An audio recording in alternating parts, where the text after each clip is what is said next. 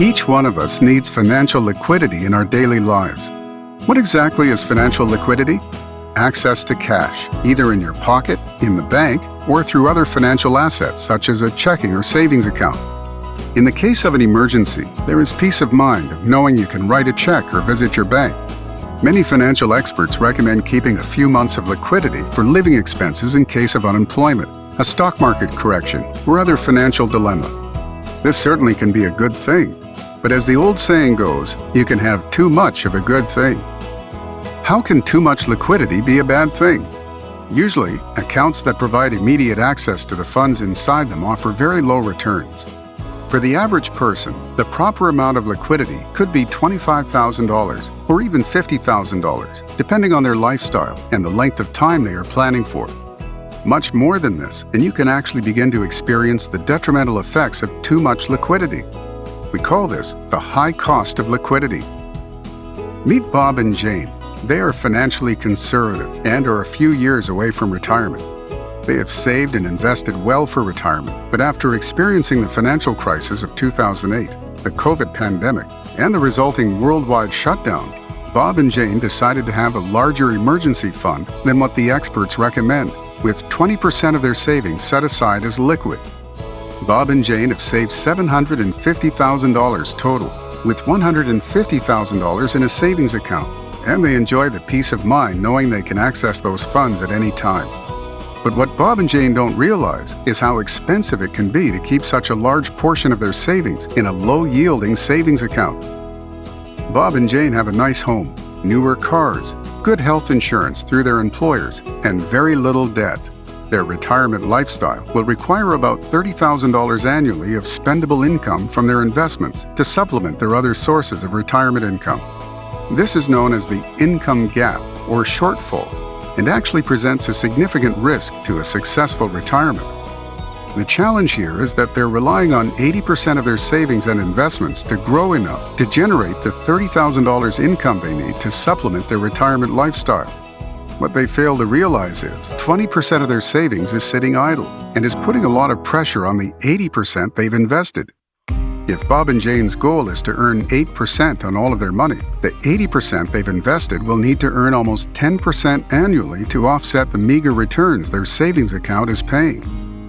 Let's look at the effects over a long period of time to understand just how expensive the high cost of liquidity could be for Bob and Jane.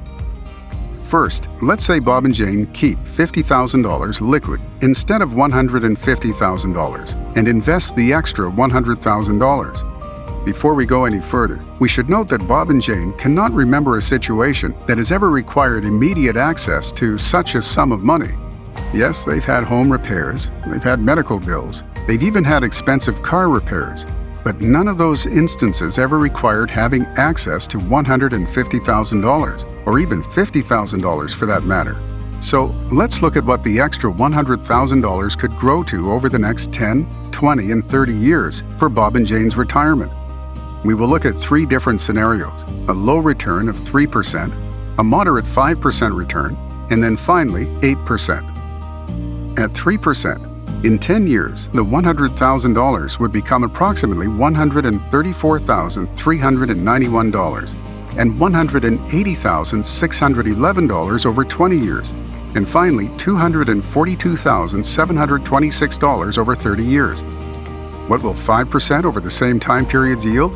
Well, they would have earned approximately $162,889 over 10 years, $265,329 over 20 years, and finally $432,194 over 30 years.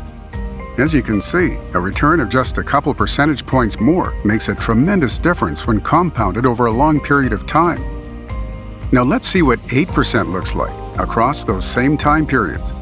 In 10 years, 8% would turn $100,000 into approximately $215,819. Over 20 years, $466,095. And finally, over 30 years, it would become approximately $1,006,265. Now let's look at their savings account, which is yielding just 0.25% over those same time frames. In 10 years, their savings account will have grown to $102,528. $105,120 over 20 years, and $107,778 over 30 years. What Bob and Jane fail to realize is just how incredibly expensive it can be over a long period of time to have too much of their savings in a position where it is yielding so little in return. The difference in their retirement lifestyle in future years could be drastic when comparing these different scenarios. One way of looking at this could be, what if the bank gave you a bill for keeping your funds liquid after 10, 20, or even 30 years? That bill would be for tens or even hundreds of thousands of dollars. However, when we consider the long-term effects we just saw, the effect is similar. If you are in the same situation as Bob and Jane, we recommend exploring other options for your excess emergency funds. Let's explore some options to make sure you're not a victim of the high cost of liquidity.